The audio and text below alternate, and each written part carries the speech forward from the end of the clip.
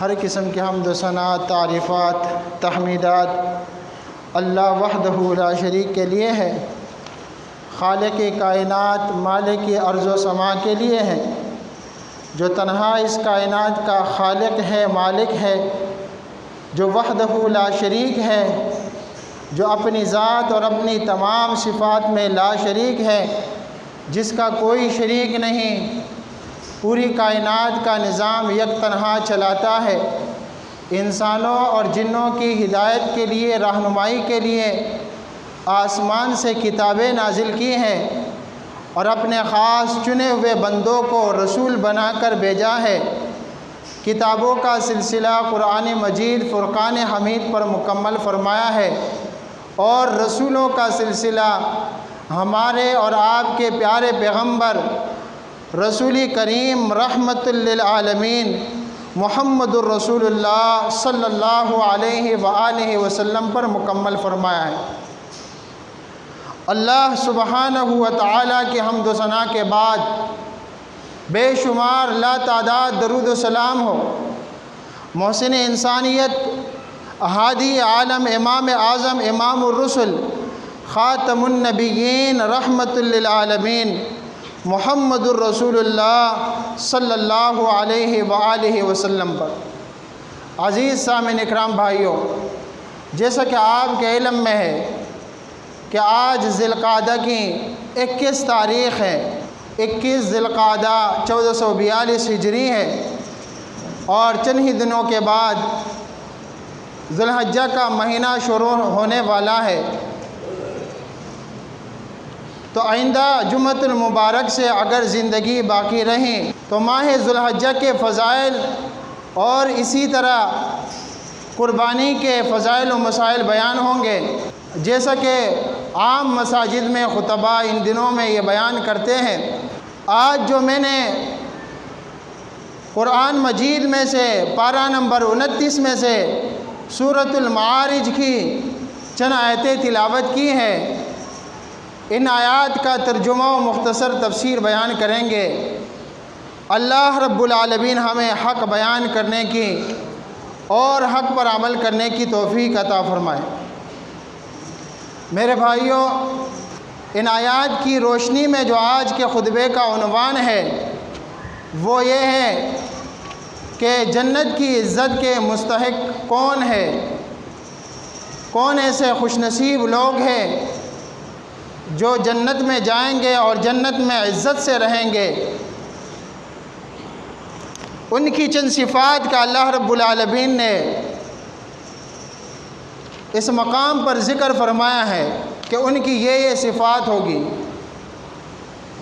تو اللہ سبحانہ و تعالیٰ نے ان جنتیوں کے جو صفات بیان کیے ہیں وہ ہم بیان کریں گے، اور اللہ رب العالمین سے یہ دعا کریں گے کہ اللہ سبحانہ و تعالی ہم سب میں یہ صفات پیدا فرمائیں، اور جس طرح ان صفات کے حاملین کے لیے اللہ رب العالمین نے کامیابیوں کا ذکر کیا ہے، اللہ رب العالمین ہمیں بھی وہ کامیابیاں، کامرانیاں نصیب فرمائے۔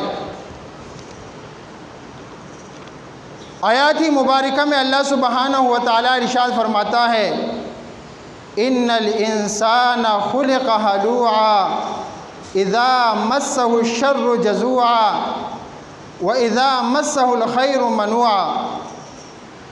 اللہ تعالیٰ فرماتا ہے کہ حقیقت یہ ہے بے شک انسان بے صبرہ پیدا کیا گیا ہے، انسان میں حوصلہ نہیں، ہمت نہیں، یہ بے صبرہ ہے۔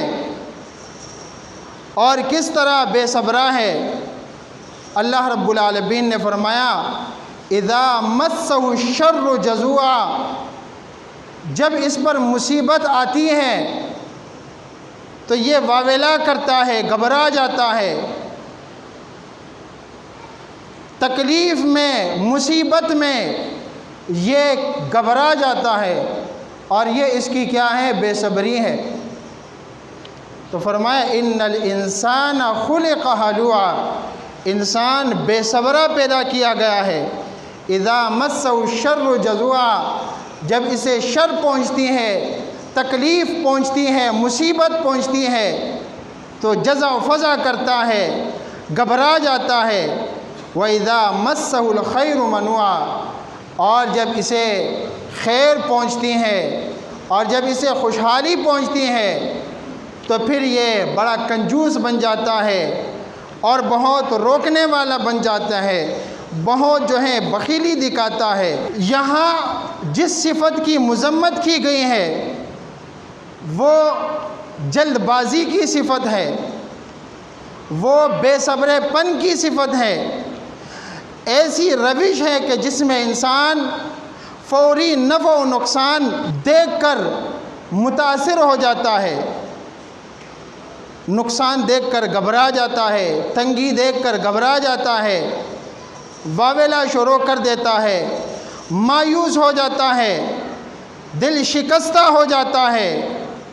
اور اگر خوشحالی آ جائے تو اسے اللہ سبحانہ و تعالیٰ کا فضل سمجھنے کے بجائے اپنے زور بازو کا نتیجہ سمجھ کر بخیل بن جاتا ہے۔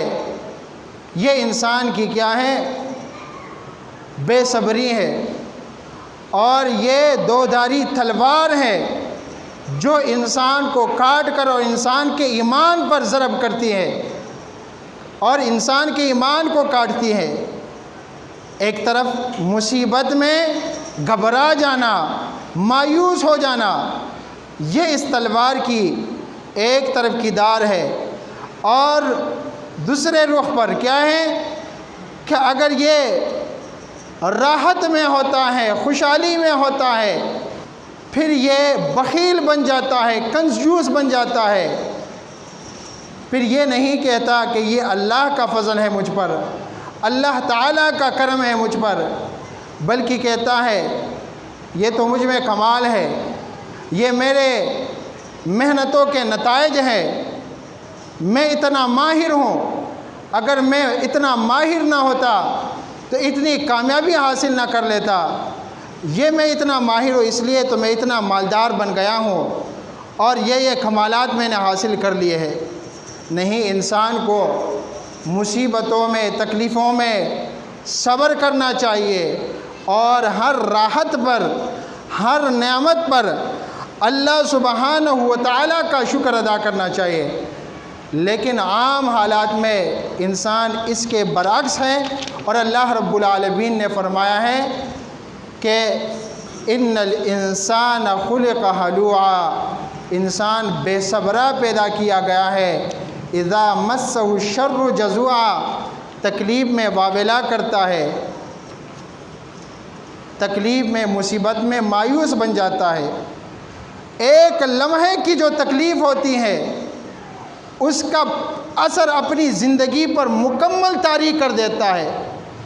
وہ ایک لمحے کے لیے کیا مصیبت میں مبتلا ہو جاتا ہے کہ اٹھتا ہے کہ میں نے کبھی زندگی میں راحت تو دیکھی ہی نہیں ہے، میری تو ساری زندگی مصیبتوں سے اور تکلیفوں سے، مصائب سے پر ہے۔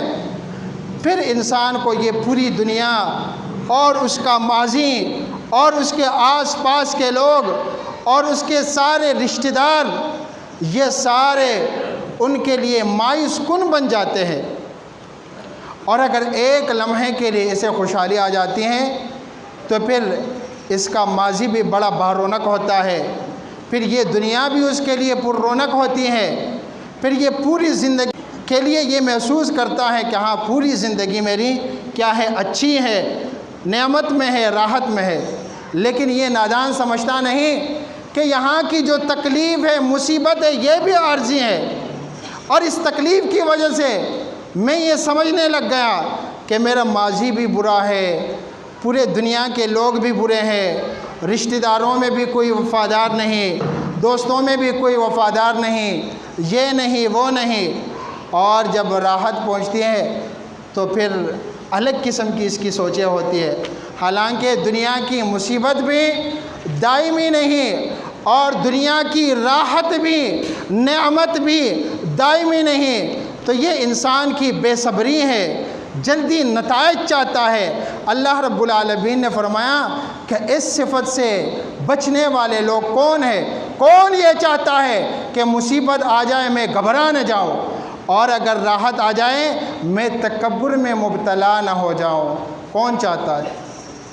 ہم سب چاہتے ہیں۔ تو اللہ رب العالمین نے نسخہ بتا دیا کہ اس مصیبت سے اور اس بری صفت سے کون لوگ بچے ہوئے؟ فرمایا الا المصلین الذین هم علی صلاتهم دائمون، وہ نمازی اس سے بچے ہوئے ہیں جو پابند کے نمازی ہیں، جو ہمیشہ نماز پڑھنے والے ہیں۔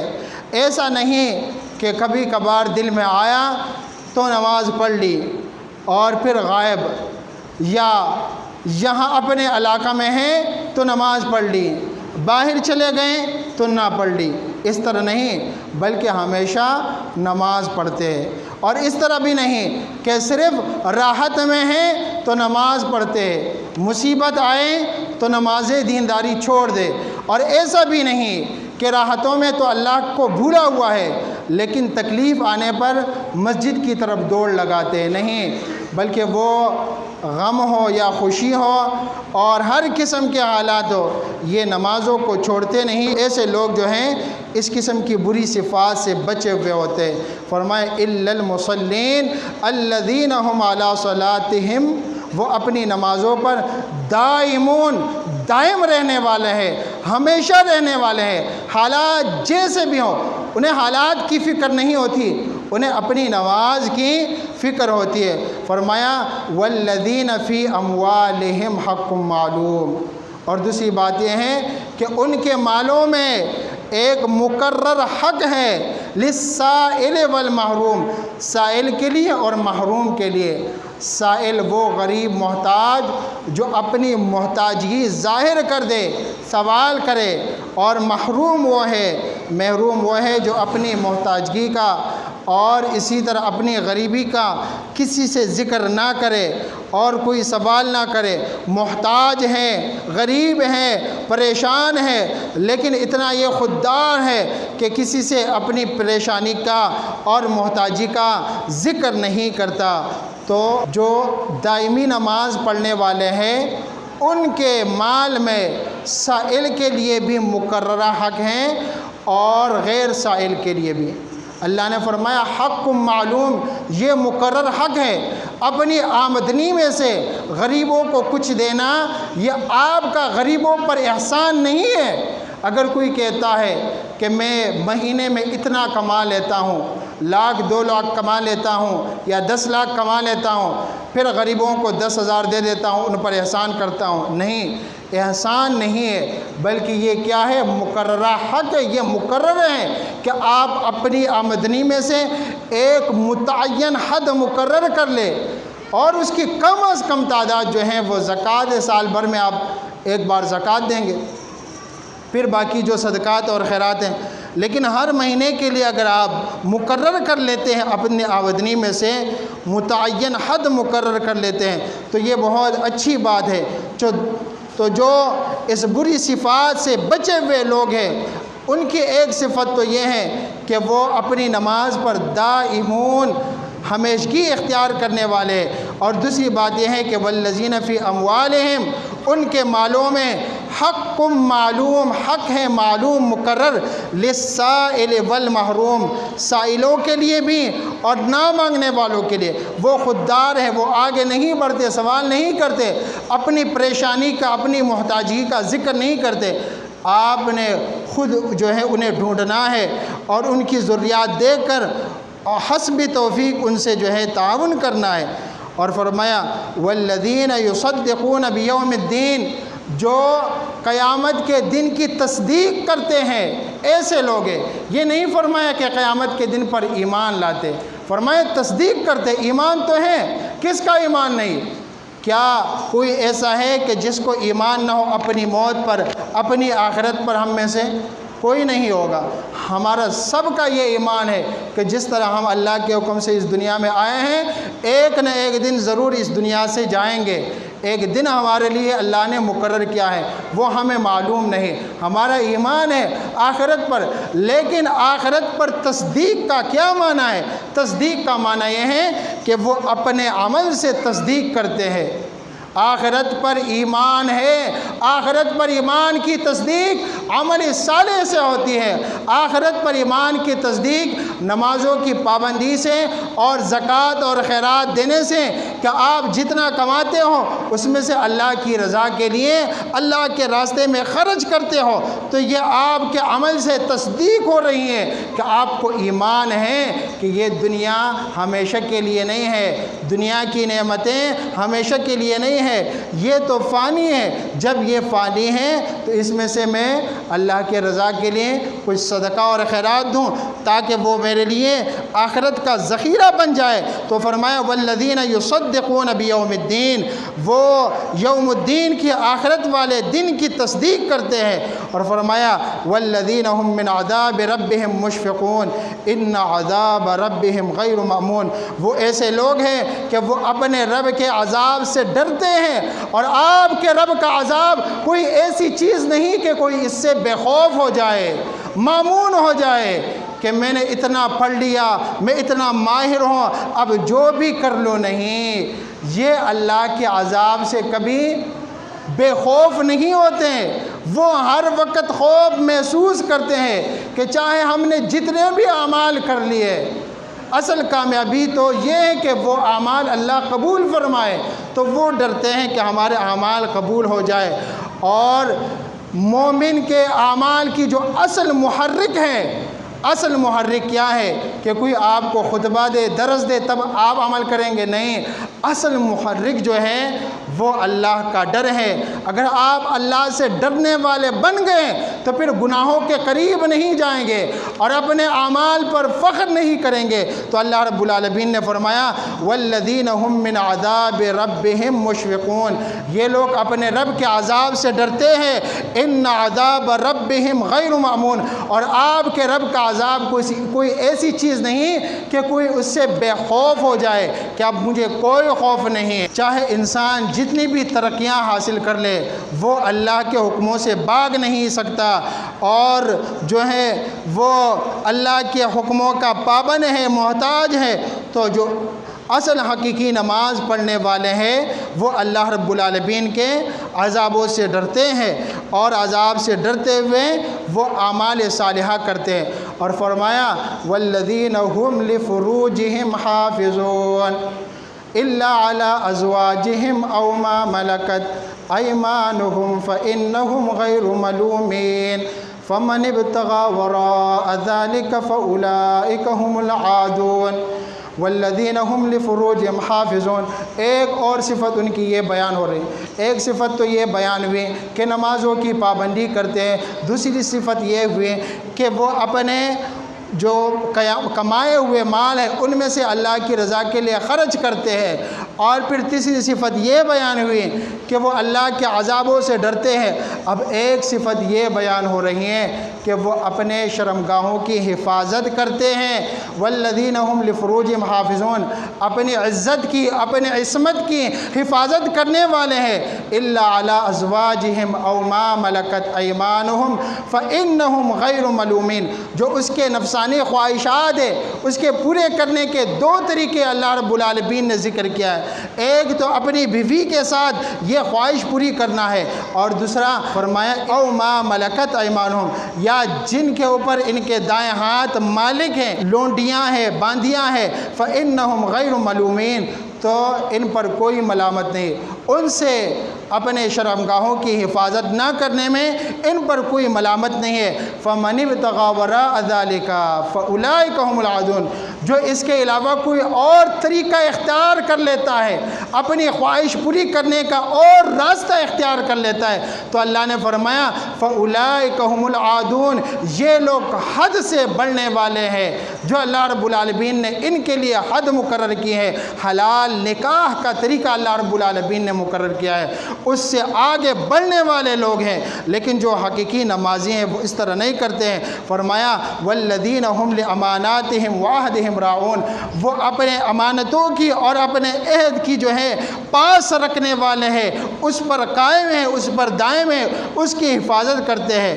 جس معاشرے میں عفت و عصمت بے وقعت ہو جائے اور عہد اور امانت کے بارے میں لوگ بے پرواہ ہو جائے، وہ وہاں آخر کار تمام خاندانی اور سماجی اقدار ختم ہو جاتی ہے۔ انسان اور حیوان میں تو یہ فرق ہے کہ انسان جو ہے وہ اللہ کے حکموں کی پابندی کرتا ہے اور اس کے لیے اللہ رب العالمین نے طریقے بنائے ہیں، اس طریقوں کے مطابق چلتا ہے، وہ نکاح کرتا ہے، اور حیوان نکاح نہیں کرتا۔ انسان اور حیوان میں تو یہ فرق ہے کہ انسان نکاح کرتا ہے اور نکاح کے ذریعے اپنے خواہشات جو ہے وہ پوری کرتا ہے، اور حیوان کوئی نکاح نہیں کرتا۔ تو جو نکاح کو معمولی سمجھے اور جو ہے جو طریقے اللہ رب العالمین نے بیان کیے اس سے آگے بڑھتا ہے، حدود پلانگتا ہے، تو ایسے لوگ کیا ہیں؟ اللہ نے فرمایا فَمَنِ ابْتَغَىٰ وَرَاءَ ذَلِكَ، جو اس کے علاوہ راستے اختیار کرے، جو بھی راستہ ہو، فرمایا فَأُولَٰئِكَ هُمُ الْعَادُونَ، ایسے لوگ حد سے بڑھنے والے ہیں۔ والذین هم لاماناتہم وعہدہم راعون، یہ لوگ اپنے امانت کی اور عہد کی پاس رکھنے والے ہیں۔ والذین هم بشہاداتہم قائمون، اور یہ اپنے جو ہے گواہی پر قائم رہنے والے ہیں۔ جس معاشرے میں انصاف نہ ہو، بے انصافی ہو، وہ معاشرہ تباہ و برباد ہو جاتا ہے، اور معاشرے کے اصلاح کے لیے انصاف بہت ضروری ہے، اور انصاف بغیر گواہی کے جو ہے وہ نہیں چل سکتا، اور گواہی حق پر مبنی ہوگی، گواہی سچ پر مبنی ہوگی تو وہ گواہی ٹھیک ہوگی۔ تو ایسے لوگ جو ہے سچی گواہی دیتے ہیں، جھوٹی گواہی کبھی نہیں دیتے۔ فرمایا والذین هم علی صلاتہم یحافظون، اور وہ اپنی نمازوں کی حفاظت کرتے۔ جو یہ صفات بیان ہو رہے تھے تو اس کے شروع میں بھی اللہ رب العالمین نے نماز کا ذکر کیا، جیسے کہ پہلے آیتوں میں بیان کیا کہ بے شک انسان بے صبرہ پیدا کیا گیا ہے، جب اسے تکلیف پہنچتی ہے واویلا کرتا ہے، گھبرا جاتا ہے، مایوس ہو جاتا ہے، اور جب اسے خیر پہنچتی ہے، خوشحالی پہنچتی ہے تو پھر بڑا بخیل بن جاتا ہے، پھر یہ کہتا ہے کہ یہ میرے بازو کا جو ہے کمال ہے اور یہ میری مہارت ہے، پھر وہ اللہ کا کرم نہیں سمجھتا۔ لیکن جو لوگ نمازوں کی کیا کرتے ہیں؟ پابندی کرتے ہیں، وہ لوگ ایسے نہیں ہیں، وہ تکلیفوں میں صبر کرتے ہیں اور راحتوں میں اللہ رب العالمین کا شکر کرتے ہیں اور نماز ہمیشہ پڑھتے ہیں۔ وہاں علی صلاتہم دائمون آیا، اور اب ان آیات کے آخر میں اللہ رب العالمین نے فرمایا علی صلاتہم یحافظون، اپنی نمازوں کی حفاظت کرتے ہیں۔ حفاظت کا معنی یہ ہے کہ وقت پر پڑھتے۔ آپ جہاں بھی ہو، جیسا نماز کا وقت آئے آپ نے نماز کے وقت میں نماز پڑھنی، جو مسجد بھی قریب ہوگی وہاں جا کر آپ نے وقت پر نماز پڑھنی ہے، آپ نے وقت سے تاخیر نہیں کرنی ہے۔ فرمایا وہ حفاظت کرتے ہیں، نماز کے جتنے آداب ہیں ان تمام آداب کا خیال کرتے ہیں۔ اولئک فی جنات مکرمون، یہ لوگ جنت میں عزت سے رہیں گے۔ اللہ رب العالمین سے دعا ہے کہ اللہ رب العالمین ہمیں نمازوں کی پابندی کی بھی توفیق عطا فرمائے، اللہ رب العالمین ہمیں صدقات اور خیرات کی بھی توفیق عطا فرمائے، اور اللہ رب العالمین ہمیں اللہ رب العالمین سے ڈرنے والے بنائے، اور اللہ رب العالمین ہم سب کو اپنی عصمتوں کی حفاظت کرنے والے بنائے۔ نمازوں کے اللہ رب العالمین ہمیں حفاظت کرنے کی توفیق عطا فرمائے، اور اللہ رب العالمین ہمیں اپنے دنیا کے عذابوں سے بھی بچائے، دنیا کی رسوائی سے بھی بچائے، اور آخرت کی رسوائی سے، شرمندگی سے بھی بچائے۔ اللہم ربنا آتنا فی الدنیا حسنہ وفی الآخرۃ حسنہ وقنا عذاب النار، آمین برحمتک رحمت۔